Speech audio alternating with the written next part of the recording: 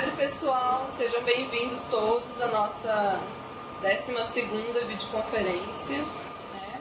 Nosso programa do Conitec em Evidência. Meu nome é Aline, eu sou técnica do DGITES.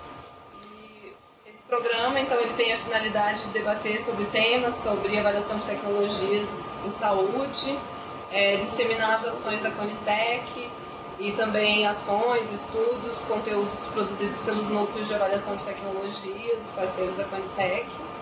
Nossos encontros são transmitidos via videoconferência, então aqui a gente tem alguns NATs, algumas instituições presentes, assistindo com a gente aqui, participando junto dessa discussão. E também as pessoas podem assistir nos seus computadores de streaming. Qualquer um pode enviar perguntas para o nosso e-mail, conitec.evidencia@saude.gov.br. Então, no final da apresentação, a gente lê essas perguntas, debate, pode mandar sugestões. Evelinda, você pode fechar o teu microfone, por favor? Obrigada. Então, o tema desse encontro é o limiar de custo-efetividade, prós e contras. Vai ser apresentado pelo nosso técnico, o Dr. Gustavo Laine Araújo de Oliveira, que é farmacêutico, doutor em medicamentos e assistência farmacêutica, com linha de pesquisa em farmacoeconomia. O tempo previsto para a exposição do tema são 40 minutos, tá, Gustavo? E depois mais 20 minutos para discussão, perguntas. E é isso, gente. Então vamos começar. Gustavo, seja bem-vindo. Obrigado, Aline. Obrigado a todos os presentes na videoconferência. Uma satisfação enorme para a gente do DGITES, da Conitec, ter a participação de vocês num tema que é um debate da crista da onda na área de avaliação de tecnologias de saúde há algum tempo, que é limiar de custo-efetividade. Como vocês sabem, no Brasil não adotamos ainda limiar de custo-efetividade, nem explícito nem implícito. Então, trouxemos aqui algumas discussões para colocar e receber a contribuição de vocês também, que são da área, para formular o nosso entendimento e trabalhar nosso entendimento acerca deste tema.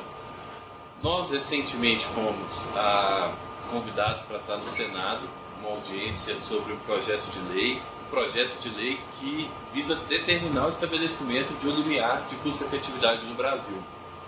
Então, lá tivemos um curto tempo para a nossa exposição, né?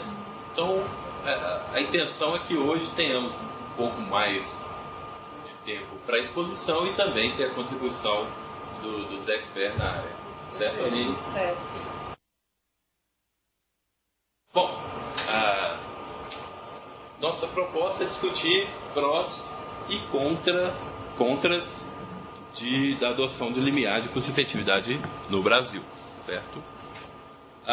Um pequeno retrospecto aqui da Conitec, não sei se todo mundo está familiarizado, todos os espectadores, tanto nas videoconferências quanto na rede. Bom, até 2011 a gente tinha a CITEC, né, que é a Câmara de Incorporação de Tecnologias, que definia a incorporação de tecnologias no SUS. Então, era uma representação menos representativo do que hoje nós temos na Conitec e sem a segurança jurídica que a Conitec tem hoje. Hoje a Conitec tem um marco legal bem estabelecido por leis, decretos, que torna inclusive mais transparente o processo de incorporação de tecnologias no SUS. Então, com essa nova perspectiva que veio com a criação da Conitec, a Conitec é composta por 13 membros. Então, não são só membros do Ministério da Saúde, mas também membros de órgãos externos ao Ministério da Saúde, que tenham a ver, inclusive, claro, com a incorporação de tecnologia, são interessados na área e que podem agregar subsídios importantes na tomada de decisão. Então, além das 7 secretarias do Ministério da Saúde, temos o Conselho Federal de Medicina, o Conselho Nacional de Saúde, o CONAS e o CONASENS, representando respectivamente a gestão estadual e municipal do SUS, as agências reguladoras em saúde que temos hoje, a ANS e a Anvisa. E também, para operacionalizar todo o trabalho da Conitec, temos o nosso departamento, que é o Departamento de Gestão e Incorporação de Tecnologias em Saúde, o DEGITS. Todas essas avaliações, todas as submissões de incorporação de tecnologias do SUS, elas são avaliadas tanto por uma equipe multidisciplinar do próprio departamento e também por instituições parceiras, né, como, no caso, muitos de vocês, espectadores. Então, nós temos um fluxo bem conhecido, né, de avaliação. Nós recebemos por meio de processo administrativo, e esse processo administrativo tem que ter informações completas sobre as evidências clínicas, que essa tecnologia ela é tão mais eficaz quanto a do SUS, e mais segura, no mínimo. E também com informações econômicas, inclusive avaliação de custo-efetividade, avaliação de impacto orçamentário, dentre outras que o demandante achar importante incluir. Então, com isso, a Conitec vai avaliar os estudos, vai julgar se essa submissão está de acordo com a legislação e vai proceder à análise. A análise é feita ou pelos técnicos do DEGITS ou por parceiros, instituições parceiras. Então, com essa primeira análise, o plenário vai fazer seu primeiro julgamento, né, a recomendação inicial, com base nessas informações preliminares. Pode julgar que a incorporação é recomendada ou não recomendada, e aí vai para a consulta pública, onde toda a sociedade civil tem a oportunidade de contribuir. Após a consulta pública, o plenário pode mudar a sua decisão ou manter sua decisão, né? Nós tivemos vários casos em que a decisão foi alterada após consulta pública. E após isso, o secretário da SQT toma a sua decisão. Se julgar necessário, ele pode convocar uma audiência pública sobre a matéria e após isso ocorre a publicação da decisão no Diário Oficial da União, tendo o SUS, a partir de então, 180 dias para disponibilizar essa tecnologia.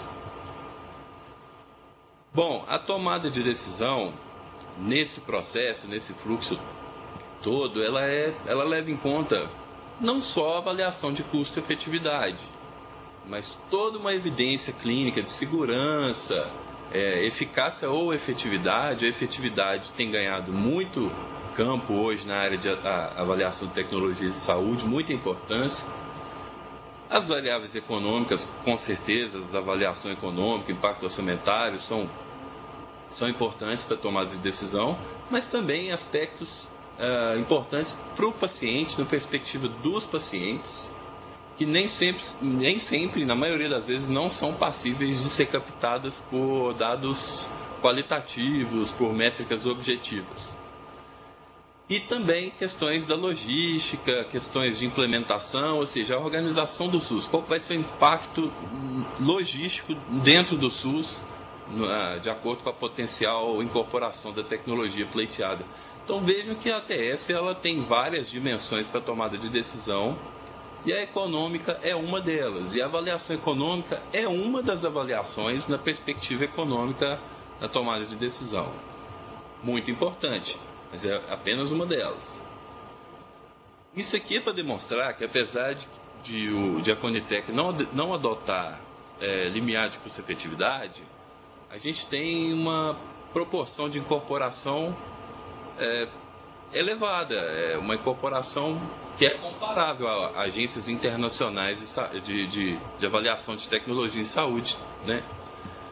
Cerca de 60%, esse dado aqui é até junho deste ano, até o primeiro semestre de 2017, então cerca de 60% das demandas foram incorporadas. E o relatório de recomendação, que é produzido após a submissão, né, o demandante envia para a Conitec as evidências clínicas, as avaliações econômicas, o impacto orçamentário. Então, tudo isso é consolidado num relatório que é elaborado pela equipe do DEGITS ou pelas instituições parceiras, e esse relatório é colocado à apreciação do plenário da Conitec. Então, a gente tenta detalhar ao máximo todas essas evidências para que o plenário da Conitec tome a sua decisão com base nos melhores subsídios, né, nas melhores evidências. Bom, então vamos direcionar então a nossa discussão para o limiar de custo-efetividade, certo? Então, o limiar de custo-efetividade é uma métrica bem objetiva que se pretende para avaliação econômica na comparação entre duas tecnologias por meio da razão de custo-efetividade incremental. Ou seja, como vocês conhecem, né, a avaliação econômica ela tende, principalmente a de custo-efetividade, ela pretende comparar os custos de tratamento com a adoção de determinadas tecnologias e comparar com os benefícios clínicos que elas proporcionam. Então vamos ver se os tipos de avaliação econômica que nós temos, que nós podemos utilizar, que nós podemos avaliar, se elas são compatíveis com a adoção de limiar de custo-efetividade. Bom, eu não acho razoável, e gostaria da opinião de todos vocês, espectadores, a adoção de um único limiar de custo-efetividade. Pronto, sim, de cara, né? Eu acho que existem situações específicas que vão demandar limiares de custo-efetividade diferentes. Uma delas seria de acordo com o tipo de avaliação econômica em tela, que está se tratando a demanda, ou seja, estamos falando de um tipo de análise de custo-minimização, ou seja, que temos os custos em unidades monetárias, em recursos financeiros, e o benefício clínico das duas tecnologias avaliadas são comparáveis, de tal forma que eles não vão entrar na conta, então é difícil termos um limiar de custo-efetividade que seja por anos de vida ajustado à qualidade, sendo que essas duas tecnologias avaliadas em custo-minimização tem um quali semelhante. Então, eu já estou desconsiderando o quali nessa avaliação. Então, o limiar de custo-efetividade de recurso financeiro por quali, já não imagino ser adequado para essa situação. Bom, a análise de custo-benefício, apesar de ser menos recorrente aí na nossa ATS, ela também nos mostra que a gente tem efetividade no recurso financeiro. Os custos em recurso financeiro e a efetividade de recurso financeiro. Então, a adoção de um limiar nessa perspectiva, ele demandaria ser um limiar de custo por custo, de recurso financeiro dividido por recurso financeiro. Talvez na valoração financeira de um quali, ou seja, precisaria de ter um novo estudo a respeito, uma nova métrica, uma nova medida a respeito do quali para se obter um limiar de custo-efetividade para análise de custo-benefício. O custo-efetividade é mais claro e o custo-objetivo, o custo-utilidade para nós é mais tranquilo avaliar esses dois tipos de avaliação com um potencial limiar de custo-efetividade. Então, para o custo-efetividade, o limiar seria o custo por ano de vida ganho, desde que não seja ajustado por qualidade ou que não seja possível ajustá-lo por qualidade. Mas aqui também a gente tem dificultadores, como a gente teve na Conitec também, avaliação de tratamentos, infecções agudas sem risco, maiores riscos para os pacientes, né? A gente recentemente avaliou a incorporação de antimicrobianos de ação tópica para otite externa, ou seja, uma doença que não traz qualquer risco em termos de ano de vida para o paciente. Então, a custo-efetividade nessa avaliação ela foi medida por cura, ou seja, quanto mais cura uma alternativa ela oferece em relação à outra. Então, foi um custo-efetividade, mas que não é possível determinar o quali nessas situações, né? Não é razoável. Então, ter um custo-efetividade por quali nessa situação não nos ajudaria em nada. E a custo-utilidade, sim. Aí sim, se a gente estabelece um limiar de custo por quali, sem dúvida, aí a sua indicação clara é para ser utilizado na tomada de decisão quando a avaliação é do tipo de custo-utilidade, que tem sido das mais utilizadas recentemente. Além disso, é óbvio, né, ressaltar aqui que essas avaliações são feitas com base em modelos econômicos, e a intenção de todo mundo que faz modelagem de avaliação de custo econômico é aproximar ao máximo da realidade, né? Mas a gente sabe que tem uma parte da realidade que a gente não consegue traduzir nos modelos. Então, ao considerar limiar de custo-efetividade, isso também deve ser levado em consideração. Bom, então nós temos o custo monetário. Nós temos a efetividade medida de diversas formas, seja por eficácia, seja por efetividade, seja por anos de vida, seja por anos de vida por qualidade, seja por anos de vida por incapacidade, seja por cura, enfim, nós temos várias formas de mensurar o benefício clínico. Então, o nosso custo-efetividade ele vai se dar o custo por ano de vida, o custo por quali, o custo por DALI, ou o custo por cura. Então, como a gente vai estabelecer um único limiar para dar conta de todas essas medidas? Se a gente estabelece um limiar por quali, a gente deixa de fora uma gama aí de avaliações com uma decisão não pautada em um limiar. Bom, alguns estudos, inclusive o título da videoconferência de hoje foi inspirado nesse estudo, né? Limiares de custo-efetividade, prós e contras. Eu estou trazendo esse estudo aqui porque por muito tempo nós consideramos uma faixa de custo-efetividade que a OMS divulgou. Por muito tempo a OMS divulgou que se determinada tecnologia demonstrasse uma razão de custo-efetividade incremental de até 1 PIB per capita, essa tecnologia a recomendação dessa tecnologia seria altamente recomendável. Se essa tecnologia apresentasse uma razão de custo-efetividade incremental entre 1 PIB per capita e 3 PIB per capita, essa tecnologia seria recomendável a sua incorporação. E se a razão de custo-efetividade incremental fosse maior que 3 PIB per capita, a incorporação dessa tecnologia não seria recomendada. Por muito tempo isso foi utilizado, até eu mesmo tenho estudos publicados usando essa métrica para definir ou não a conclusão do estudo. E a medida de efetividade usada por essa métrica é o anos de vida ajustado por incapacidade.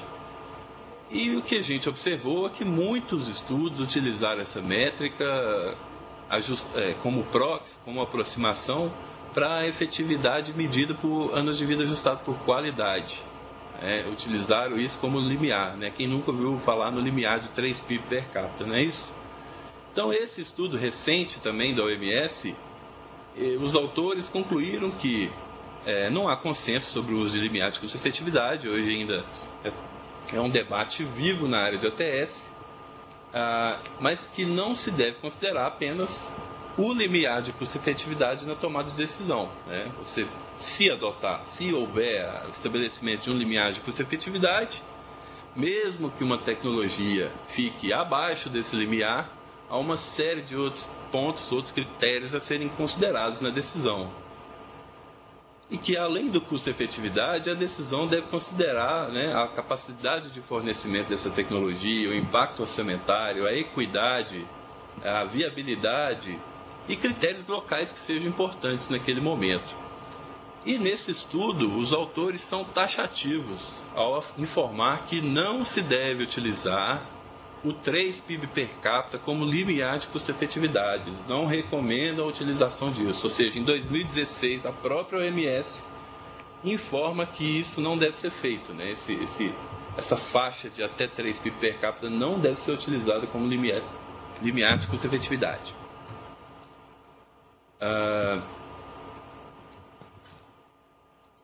Tentando passar a apresentação aqui.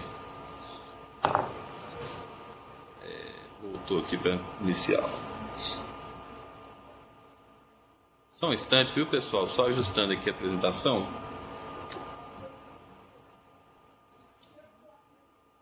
Beleza. Muito bem. Um outro estudo também de 2016, feito pelo Instituto de Efetividade Clínica e Sanitária da Argentina. Esse estudo foi incentivado por nós aqui da Conitec. Ele propôs estabelecer um limiar de custo-efetividade que considerasse tanto a expectativa de vida de cada país, quanto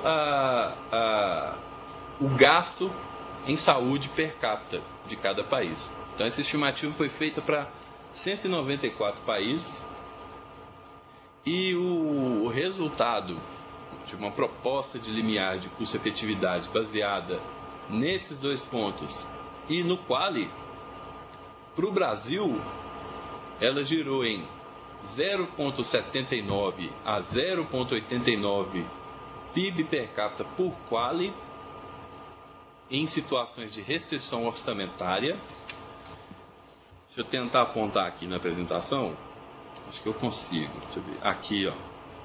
Aqui, né, 0,79 a 0,89 por quali, né, PIB, né, por quali, em situações de restrição orçamentária. Se a tendência é manter o gasto em saúde, então a proposta de limiar de custo-efetividade para o Brasil é de 0,88 PIB até 1,02 PIB.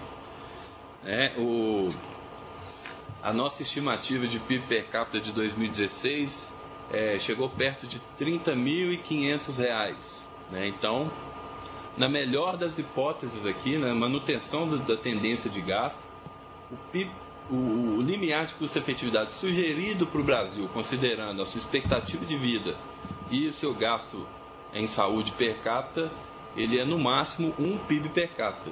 Então, bem menor do que os 3 PIB per capita considerados, muitas vezes considerados em muitos estudos. Bom, nós tivemos recentemente também publicação de um estudo de pesquisadoras brasileiras discutindo a necessidade para o Brasil de limiar de custo-efetividade.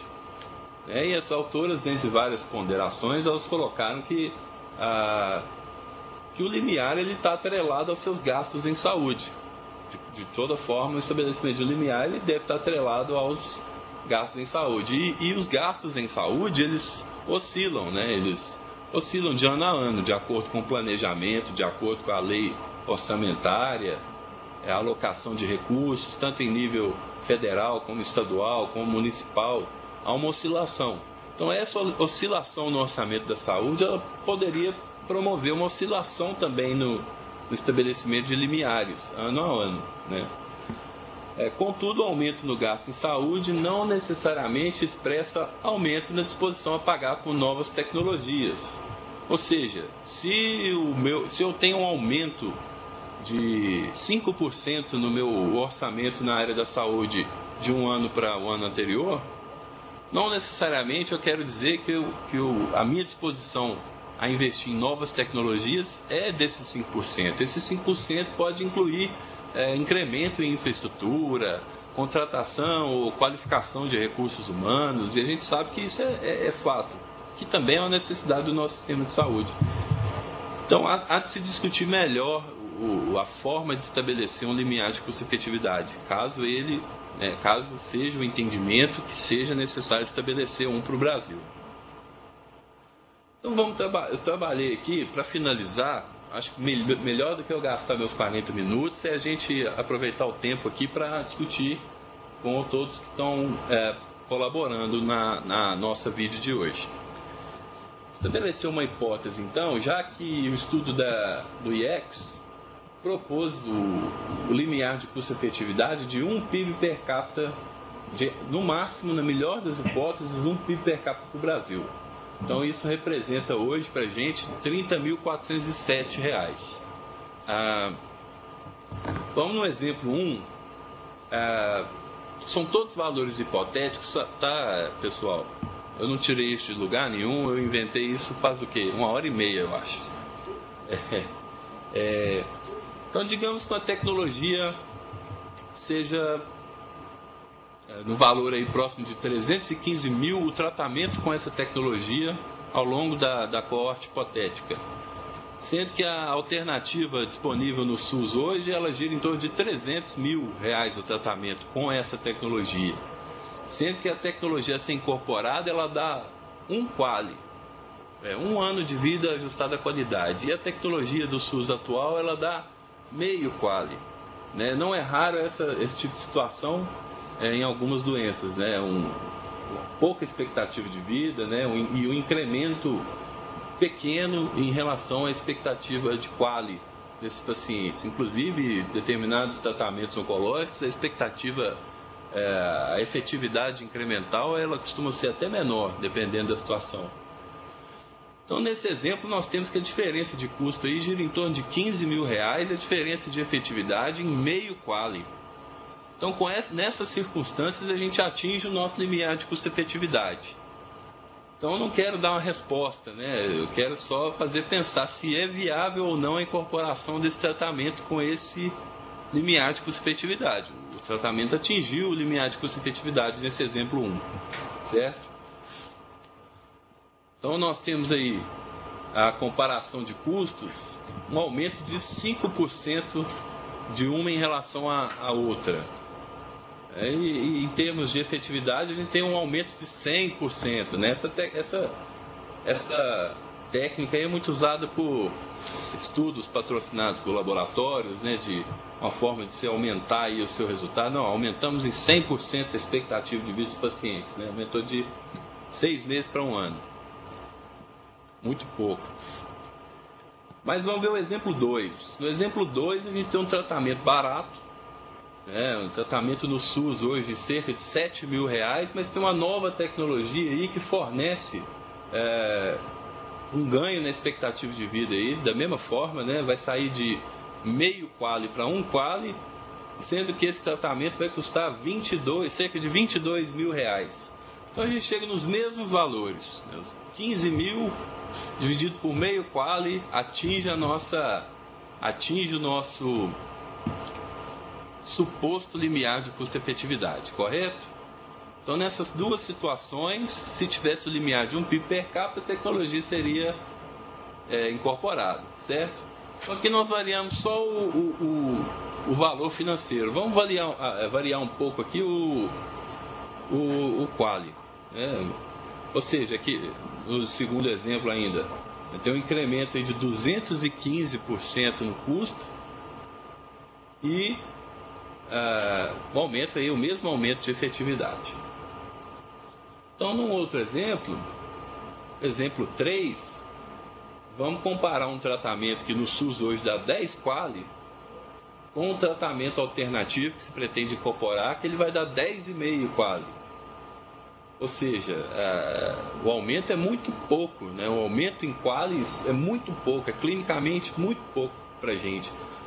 Mas ele vai chegar lá e vai atingir o limiar de custo-efetividade, né? Ele vai aumentar um pouco ali o recurso, né? Aumentar em cerca de 5% o gasto, o custo, né? Mas vai aí dar 5% de aumento na efetividade, né? 5% de aumento no quali. E vamos colocar um exemplo 4 também, né? Aquele mesmo exemplo dos mesmos investimentos, variando aí esse ligeiro aumento no quali, né? Então, aumento de 215% no custo e 5% de efetividade. Veja que os 4 exemplos atingem o proposto limiar de custo-efetividade. Aí veja que são situações clínicas distintas, né? São situações clínicas que você pode ter uma doença agressiva e você vai aumentar em 6 meses a expectativa de vida, o meio quali, né? E numa outra você tem uma expectativa de vida de cerca de 10 e vai ter um aumento menor, um aumento pequeno. Todas atingindo o quali.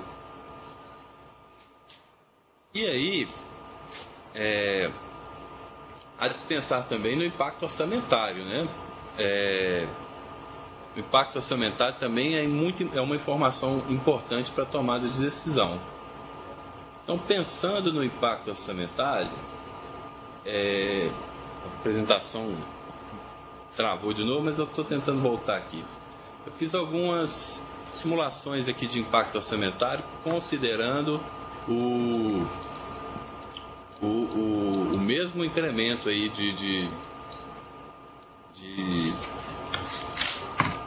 obrigado. Mesmo incremento apenas de custos indiretos, né? Diretos, perdão.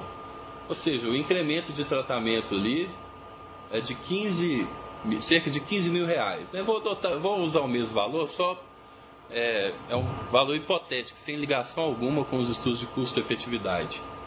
Mas vou avaliar 3 hipóteses. Né? A hipótese de uma doença com a prevalência em 300 pessoas, a incidência anual de 50 pessoas, 50 casos novos e um óbito anual de 25 pessoas morrendo dessa doença.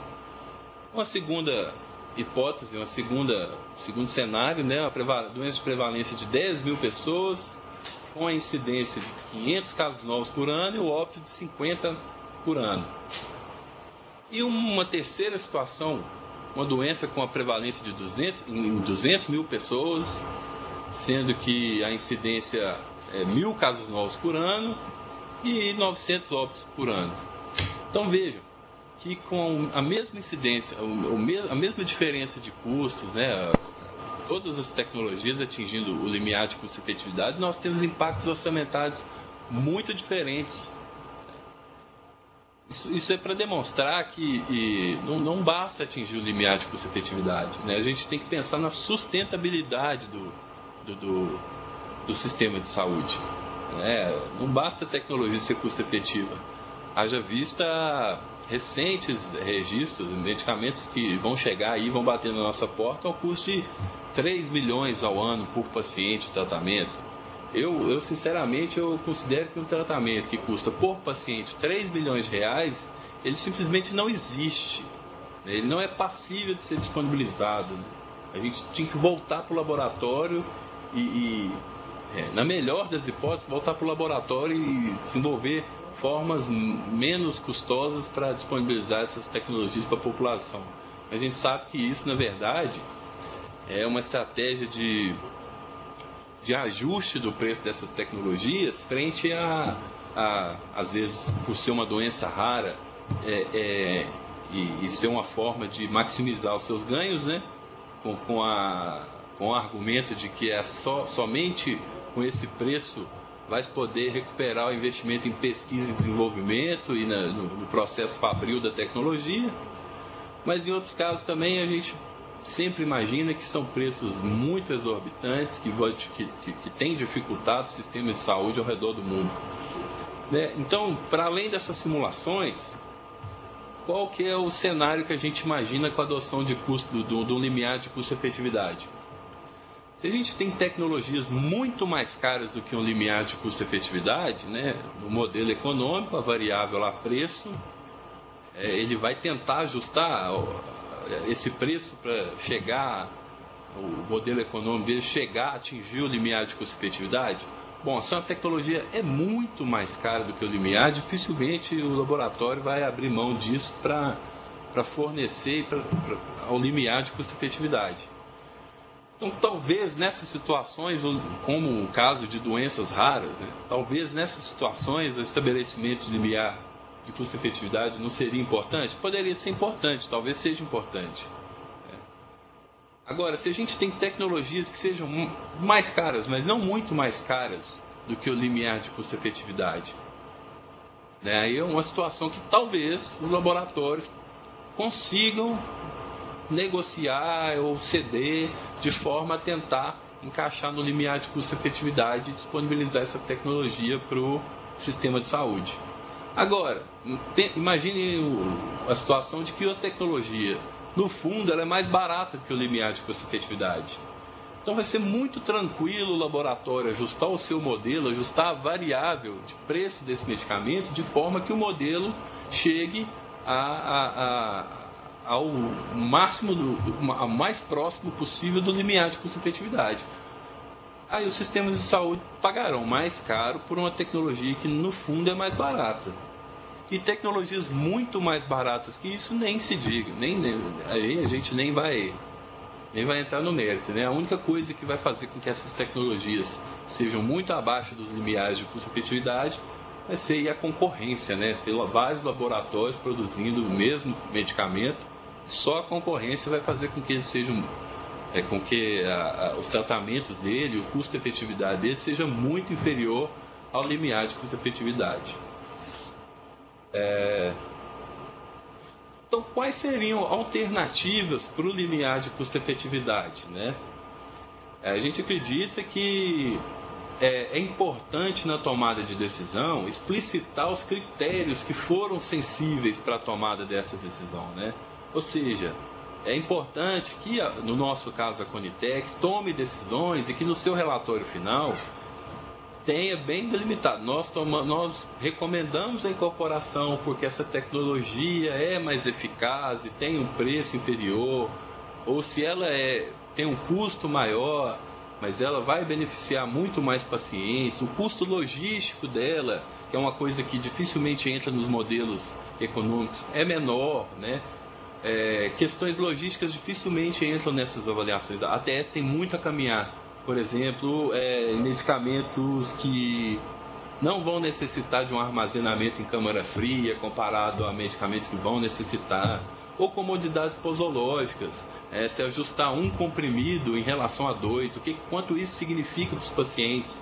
Tratamento antirretroviral avançou muito esses anos pela redução da quantidade de comprimidos que os pacientes tinham que tomar durante o dia, né? E isso dificilmente entra numa modelagem com a acessibilidade que essa alteração provoca, né? Então, informar quais foram esses critérios é muito importante para deixar claro, para ser transparente, né? Agora, esses critérios nem sempre são objetivos, né? Há uma subjetividade também nessa decisão. Por isso que qualquer livro básico de ATS conclui que a decisão ela é política.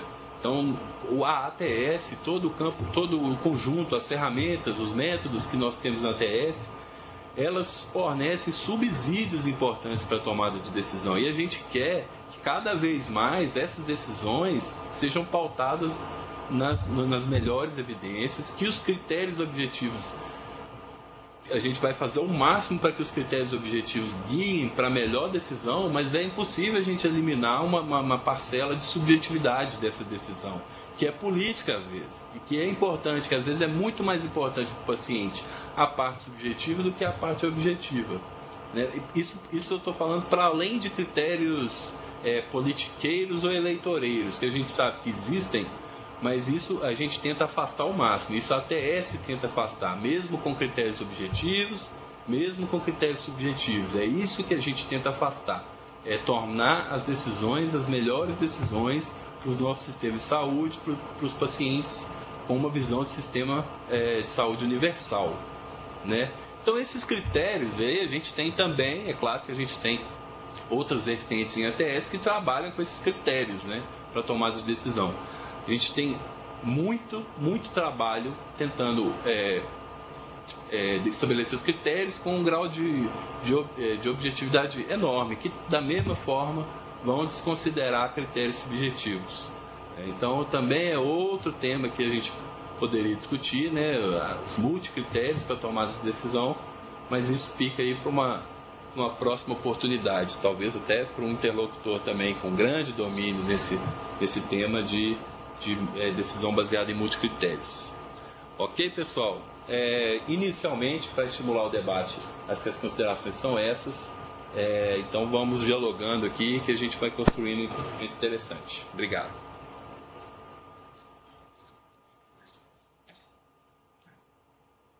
Então, a gente já discutiu esse tema aqui de análise de multicritérios. Claro, a gente pode discutir outras vezes. A gente tem uma pergunta aqui, que inclusive você comentou alguma coisa, Gustavo, sobre doenças raras. A Rafaela Lopes perguntou como essa metodologia seria aplicada no caso de tratamentos ou tecnologias para doenças raras. Perfeito. Que é o que a gente vislumbra, né? Uma das utilidades para o limiar de custo-efetividade. O tratamento de doenças raras, principalmente as novas tecnologias, eles chegam a preços exorbitantes. É muito difícil o sistema de saúde, numa perspectiva universal, né, de oferecer tratamentos para uma população grande. Trabalhar incorporar esses medicamentos. Outras agências em outros países adotaram limiares específicos para doenças raras, né? Então, o estabelecimento de um limiar pode levar em consideração isso, ou seja, ter um limite para que se encaixe essas inovações. Tem que ser um medicamento que seja inovador, tem que ser um medicamento novo, e na maioria das vezes esses medicamentos ainda têm uma proteção patentária longa, né? Tem exploração dos laboratórios, monopólio garantido dos laboratórios ainda longo. Então, nesses casos, o estabelecimento de limiar de competitividade, ele deveria levar em consideração tanto a disponibilidade orçamentária do sistema de saúde, quanto a expectativa de qualidade dessas doenças, né? Mas é um debate difícil, porque mesmo tão caros, a gente não deve deixar de fornecer tratamento para essas pessoas. Muitas doenças raras, esses novos tratamentos, são os únicos tratamentos, eles são a primeira esperança de tratamento desses pacientes. Então a gente tem que chegar a um entendimento para oferecer esses medicamentos. Agora, há de se discutir também o elevado preço que essas tecnologias chegam aos países. E várias associações de pacientes, a de AIDS e hepatites virais, que eu lembro, tem batido muito nessa tecla de questionar os preços da tecnologia. Não só porque o sistema de saúde não dá determinada tecnologia, mas também porque laboratórios colocam em preços tão altos determinadas tecnologias. Afinal, para uma molécula que é para tratar uma doença que é mais prevalente, por que tanta diferença, né, no preço? Assim, as tecnologias muitas vezes são as mesmas e tal. Muitas vezes a oferta é procura. Então, pessoal, a gente vai abrir para vocês também, se vocês tiverem alguma pergunta, algum comentário. Muito boa a sua apresentação, Gustavo. Obrigada. Posso? Por favor. Então, a gente discutiu isso em Tóquio, ano passado. A doutora Clarice apresentou. E é, sem dúvida, uma das demandas mais persistentes, né, da própria indústria farmacêutica. E eu acho que essa postura que você defendeu está correta, no sentido da gente fazer resistência a ter esses limiares estabelecidos, até porque a discussão ela pode ser transparente sem ter esse critério do limiar. E eu acho que ela tem sido transparente até agora, né? E o debate tem ficado, inclusive, documentado no próprio relatório de recomendação da Conitec, com as contribuições de consulta pública, com tudo, e, enfim, o limiar requer, além disso, né, de ter uma discussão por que esse entra, porque ele está dentro do limiar, e o outro não vai entrar porque ele está dentro do limiar, mas a gente não precisa dele, dadas nossas condições, né? Então, eu acho que fica boa essa postura, mas eu queria te pedir para você elaborar um pouquinho mais sobre essa sua visita no Senado, por exemplo. Isso nos interessa bastante, de vez que não é do Poder Legislativo tomar em mãos esse assunto, e isso está acontecendo também com a Anvisa.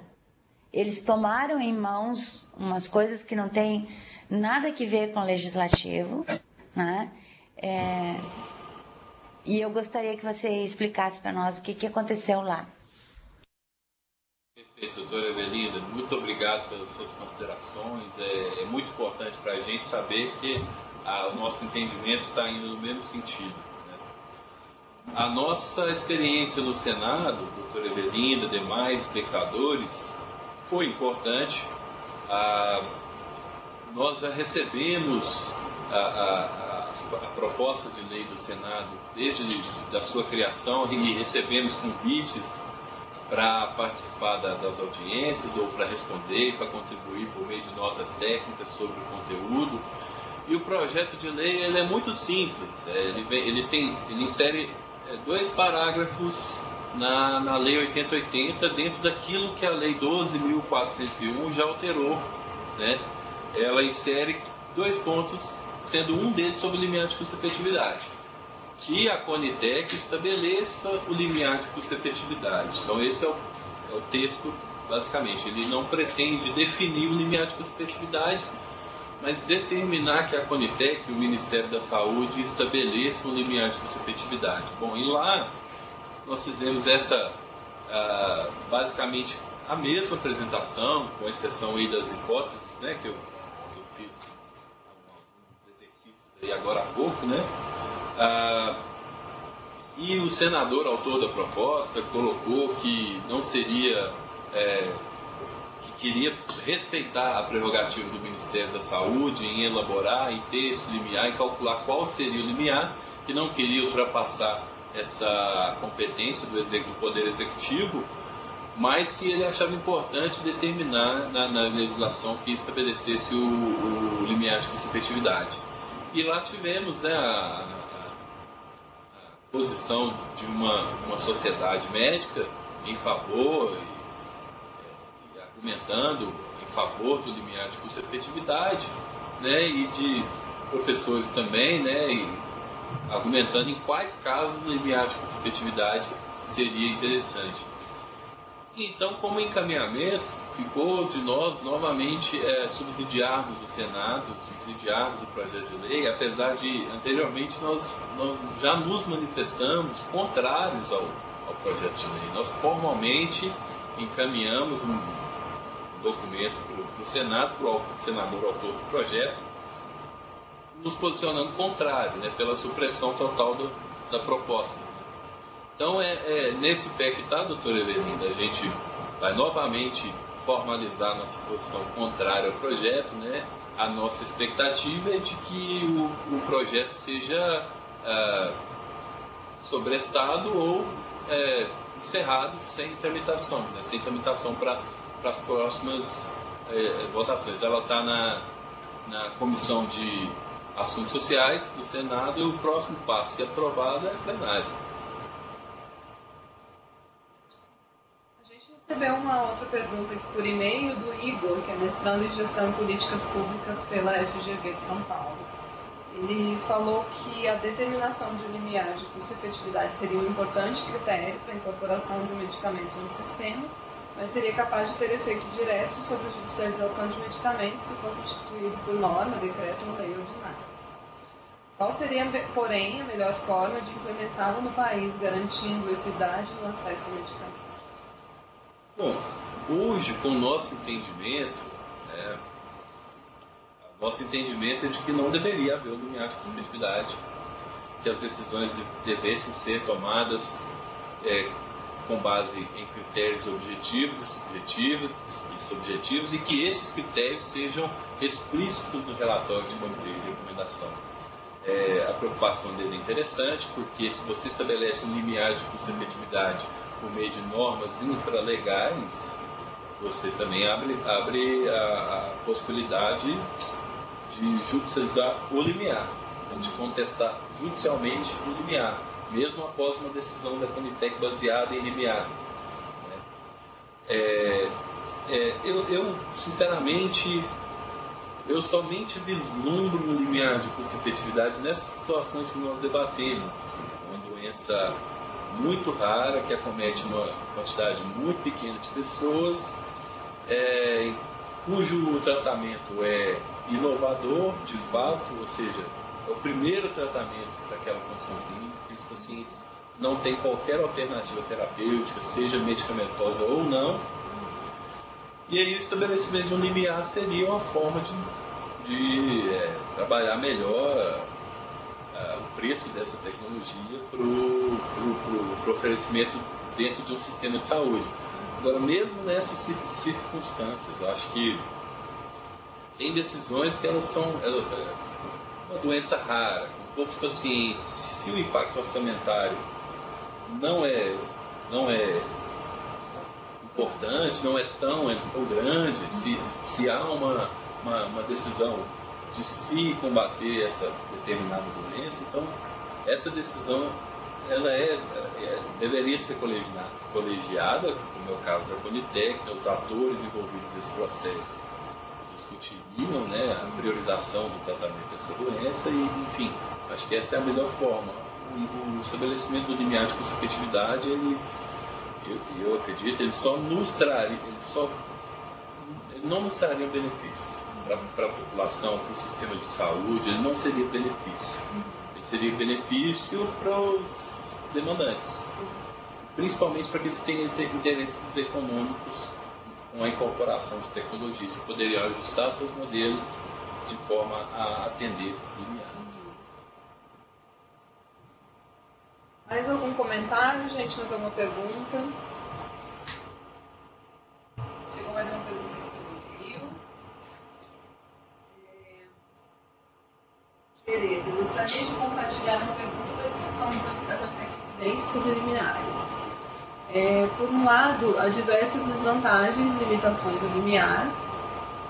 Por outro, algumas agências supostamente utilizam limiares explícitos, como NICE, na Tailândia, mas a maioria, esses limiares são implícitos, ou seja, não são oficiais, mas sim são sugeridos por outras instituições. Portanto, o panorama mundial do uso desses limiares na prática é pouco claro.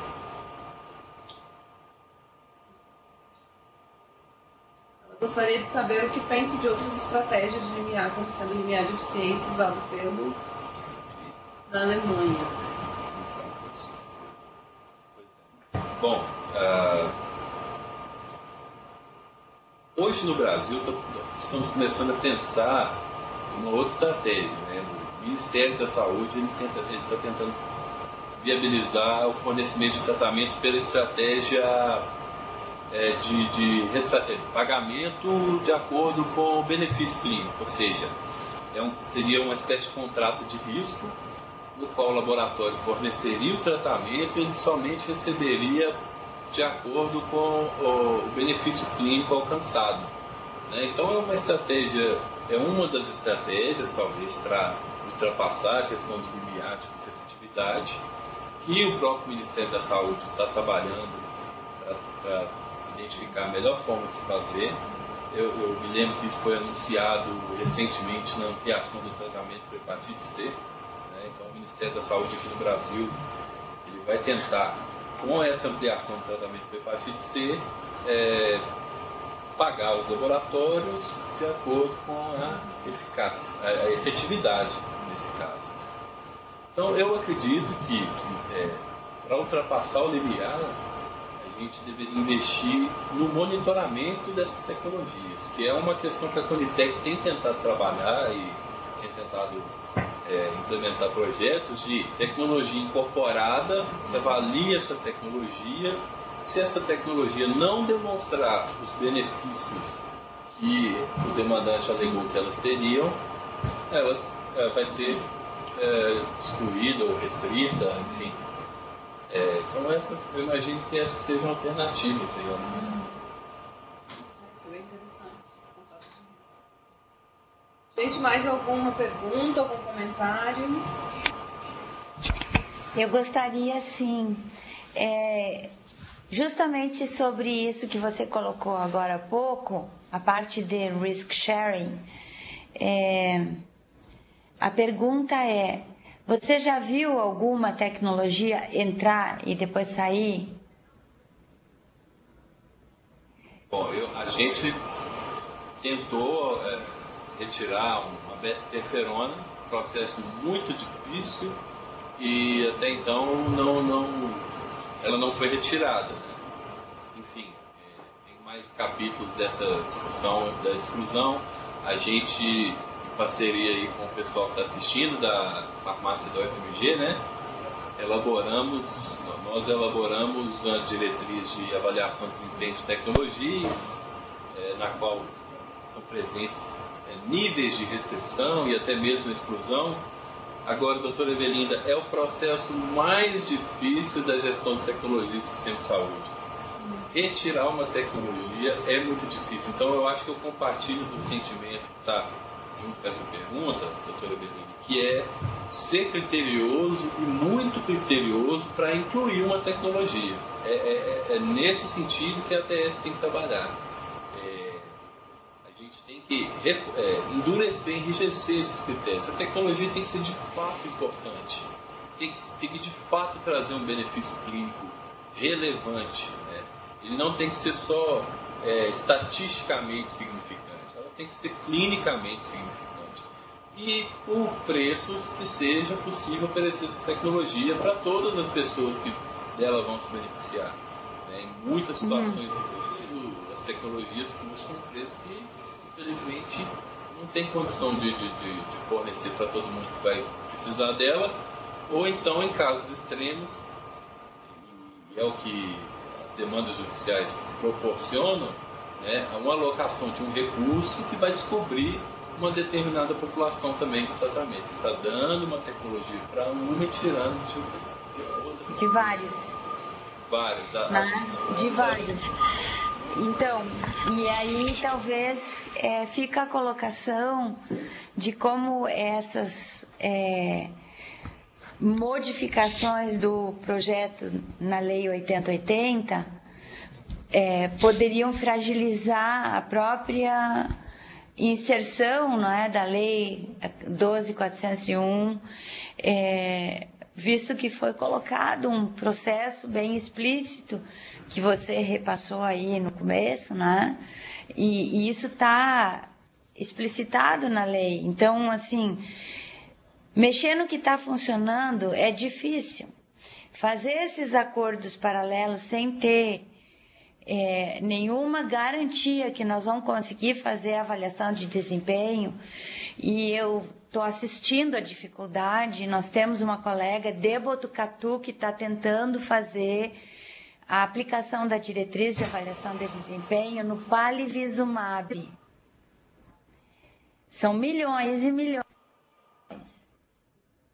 A gente fez um instrumento para que cada CRI entregasse só uma dose de cada vez, e na dispensação das doses subsequentes teria essa devolutiva de se teve evento adverso, se não teve, está tudo bem, hospitalizou, não hospitalizou, o que aconteceu com essa criança? A menina está indo em todos os CRIs, eles entregaram a revelia, todas as doses de uma vez só. Muitas das instruções demográficas para o contato das pessoas estão erradas, ela não está conseguindo retraçar essas pessoas. E a gente tem dados faltantes, inclusive no nome da mãe. Então, nós não estamos conseguindo nem cruzar isso com o cadastro de informação de mortalidade. Tá? Então, ainda é muito cedo para dizer nós temos capacidade de fazer risk sharing, ou a gente tem capacidade de colocar um limiar e defender esse limiar. É muito cedo, nós não temos capacidade técnica, a logística na base ainda é muito falha. Nós ainda temos muito que andar antes de chegar lá no Brasil. E acho que se entrar, é muito difícil de tirar, porque você está jogando com interesses econômicos, sem dúvida nenhuma. Não é? Tanto é que a gente tirou a talidomida e ela voltou para outras coisas. Enquanto os caras tiverem interesse econômico, essas coisas vão estar voltando e voltando e voltando e voltando. Não é? E a gente precisa de ter alguma soberania. E eu acho que a Conitec está bem posicionada para isso, hoje inserida na nossa legislação de maneira formal, e a gente não deve deixar que outras coisas fragilizem isso. Né? Então, eu peço encarecidamente a vocês que defendam fortemente para a gente evitar essas brechas. Tá? Obrigada. Obrigado aí pelo apoio. Nós estamos uma grata satisfação tê-la conosco nesse processo de fortalecimento da ATS no país, e nós estamos caminhando no mesmo sentido, com a mesma ideia. Não é muito raro a sustentação de propostas de limiar. O próprio projeto de lei do Senado, ele está sustentado na perspectiva de que outros países adotam limiares de receptividade, mas é muito importante que a gente leve em consideração que nós somos únicos no mundo. Nós somos o único país que tem saúde universal para uma população de 210 milhões de habitantes, da qual 75% diretamente depende desse sistema de saúde. Então é uma carga muito grande, um sistema muito grande, do qual nós nos orgulhamos muito, e nos orgulhamos muito de fazer parte da construção dele, e acreditamos nele. Não, eu particularmente, eu gosto de ver quando as pessoas têm uma perspectiva até romântica com o SUS, apesar de que eu não tenho. Eu de fato acredito que o SUS ele é a melhor alternativa, a saúde universal. O SUS é a melhor alternativa racional para disponibilizar a saúde como um direito no país, né? É a melhor alternativa. E a incorporação de tecnologias dentro de um sistema de saúde universal para 210 milhões de habitantes, a gente não pode ser comparado ao NICE, a gente não pode ser comparado, a gente pode beber da fonte do NICE em várias coisas, mas acho que o nosso processo é diferente, o nosso processo é original, as nossas condições clínicas são nossas, são tropicais, enfim, as nossas prioridades também são diferentes. Então eu agradeço o apoio e nós vamos no mesmo sentido. É um outro contexto, né? Esse contexto brasileiro. Bom, então a gente gostaria de agradecer ao pessoal da Universidade Federal de Minas Gerais, à USP, UFOR, à Universidade Federal do Amazonas e ao NATS do INC, Instituto Laranjeiras, que estiveram presentes aqui conosco. Eu gostaria também de lembrar que a Conitec hoje está divulgando até amanhã as inscrições para o primeiro evento para pacientes, que vai ser promovido pela Conitec em busca dessa educação popular em ATS, né, fortalecimento da ATS para a participação social. Então, é um evento voltado para associações de pacientes, somente representantes de associações. Então, entrem lá no nosso site, até amanhã apenas. Convidamos vocês para estarem conosco presentes no dia 25 de setembro, na próxima videoconferência, cujo tema será a judicialização da saúde. Não é mais o tema. Desculpa, gente. O tema vai ser avisado, então. Quando tiver. Sobre rebrates. Então, o tema vai ser sobre a rebrates com a Luciana, né? Luciana, no dia 25 de setembro. E nós tivemos 147 pessoas online, inclusive pessoas, espectadores dos Estados Unidos, da Argentina e do Chile. Olha, que interessante. Foi um tema muito interessante, uma discussão muito interessante, muito rica. E é isso, pessoal. Então, nos encontramos no dia 25 de setembro. Obrigada. Só, antes de você terminar, eu acho que é bom falar para todos. Está acontecendo aqui em São Paulo essa semana, dia 15, começa a ISPOR, né? Então, é um regrupamento internacional, né? Tem toda a parte da América Latina que vai estar aí. A gente sabe que tem forte, digamos assim, interesses da indústria dentro disto, mas também tem a parte de métodos. Então, nos cursos pré-congresso, vai acontecer alguns interessantes de modelagem, e tudo isso dá para discutir. Então, se os colegas estiverem interessados, dia 15, 16, 17 aqui em São Paulo. Inclusive, a gente vai estar presente lá. Alguns representantes do Egito estarão lá, mesas, plenários, com trabalhos. Então é isso, gente. Obrigada e até a próxima.